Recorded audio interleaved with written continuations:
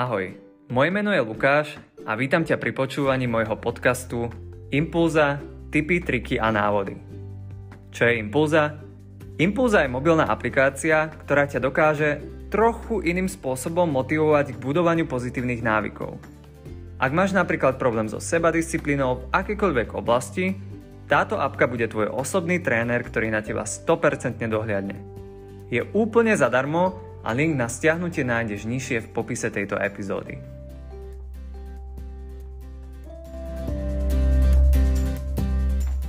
V dnešnej epizóde si povieme, aké sú typické prejavy ADHD a ako ich dokážeš zmierniť. Stavím sa, že slovo ADHD si už určite niekde videl alebo počul. Tento pojem sa stáva čoraz viac rozšírený a štatistiky rastú každým dňom smerom nahor. V tejto dobe nie je vôbec neobvyklé, že niekto z tvojho okolia môže byť diagnostikovaný alebo mať prejavy ADHD. Tento článok ti má pomôcť identifikovať a naviesť ťa správnym smerom, ak si myslíš, že s tebou niečo nie je v poriadku, avšak nesmieš to brať ako diagnostiku, keďže, priznám sa, nie som psychológ ani psychiater. Takže ak máš akékoľvek podozrenie, treba vyhľadať odbornú pomoc alebo začať pracovať na sebe, aby si tak zlepšil kvalitu svojho života namiesto samodiagnostiky a googlenia. Samozrejme, túto epizódu nahrávam z toho dôvodu, aby som ti možno ukázal taký smer a body, ak sa v nich nájdeš, tak vždy tam je nejaké riešenie, aby si sa dokázal zlepšiť v danej oblasti. No ale ak ti ani tieto body nepomôžu, tak určite nie si stratený a vždy je najlepšie vyhľadať odbornú pomoc, pretože iba odborník vie presne, čo je pre teba v danom momente najlepšie. Poďme si teda ukázať, aké sú časté ADHD prejavy u dospelých. Bod číslo 1.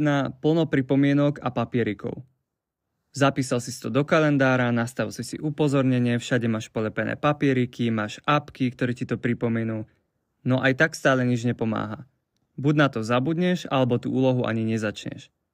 Všetci to poznáme, no ľudia z ADHD to majú 3-krát ťažšie. Aké je teda riešenie? Stiahni si aplikáciu Impulza, ktorá ti pomôže splniť to, čo máš v pláne, a to úplne bez výhovoriek. Myslíme to vážne. Naša aplikácia bola navrhnutá tak, aby si nielen splnil svoje úlohy a návyky, ale vždy je tam reálna osoba, ktorá schvaľuje tvoje dôkazy. Takže stiahni si ju, je úplne zadarmo, nemáš čo stratiť a vyskúšaš, či funguje alebo nefunguje v tvoj prospech. Druhým prejavom toho, že možno máš ADHD, je, že nie si duchom prítomný. Napríklad s niekým sa rozprávaš, no úplne ti ujde pointa, po prípade máš veľký problém so sústredením sa na čokoľvek iné. Toto sa deje napríklad aj mne, deje sa to komukoľvek, koho poznám. No ak sa ti to deje každý jeden deň pri každej konverzácii, tak môže tam byť problém.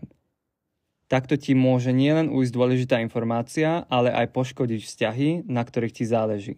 Ver mi, že aj na toto existuje riešenie, a to také, že začni počúvať viac podcastov, poprípade čítaj knihy, alebo najlepšie, čo môžeš spraviť, je robiť oboje. Sústredenie je ako sval. Dá sa na ňom popracovať a posilniť ho. Tretí bod, si všade, ale zároveň nikde. Pracuješ na 4 projektoch, no ani jeden poriadne nedokončíš. Poprípade si začal pratovať byt, potom išiel cvičiť a nakoniec si skončil na mobile. Toto sa deje, hádam, každému z nás. No ak sa ti to deje na každodennej báze, aj na toto existuje riešenie. Jednoducho sa zameraj na jednu vec, tu a teraz. Viem, ľahšie sa to hovorí, ako robí, no ver mi, dá sa to. Urči si priority a začni od tej najdôležitejšej úlohy až po tú najmenej dôležitú. Ak je úloha priveľká, jednoducho ju rozbí na menšie časti. Po prípade, ak ani toto nezaberá, jednoducho začni dnes, aj tých 5%. Ak urobíš, tak na druhý deň môžeš dokončiť tých zvyšných 95%. Štvrtý záverečný bod, rozprávaš veľmi rýchlo. Buď ti nik nerozumie, pretože rozprávaš príliš rýchlo, alebo rozprávaš nezrozumiteľne. Nemusíš mať strach, na všetkom sa dá pracovať a vo všetkom sa dokážeš zlepšiť. Aj tu existuje riešenie, a to také, že jednoducho viacej počúvaj a menej hovor. Predtým, ako začneš niečo vysvetľovať alebo rozprávať svoj príbeh, nechaj, aby druhá osoba dokončila ten svoj. Aj tu platí pravidlo, niekedy je menej viac.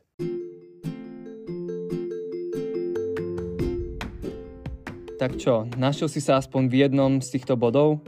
Ak áno, povedz mi, či ti aspoň jeden dával zmysel, alebo všetky, to by bolo asi najlepšie. A povedz mi riešenie. Našiel si toto riešenie pomocné, alebo teda napomocné pre teba, alebo vieš o niečom inom, čo ti môže pomôcť, alebo môže pomôcť ostatným ľuďom. Daj mi vedieť dolu do komentára a samozrejme nezabudni zdieľať tento článok alebo tento podcast na svojej sociálnej sieti, pretože určite máš v priateľoch niekoho, kto ADHD má, no nevie o tom. Zdieľaj ho a možno aspoň trochu pomôžeš.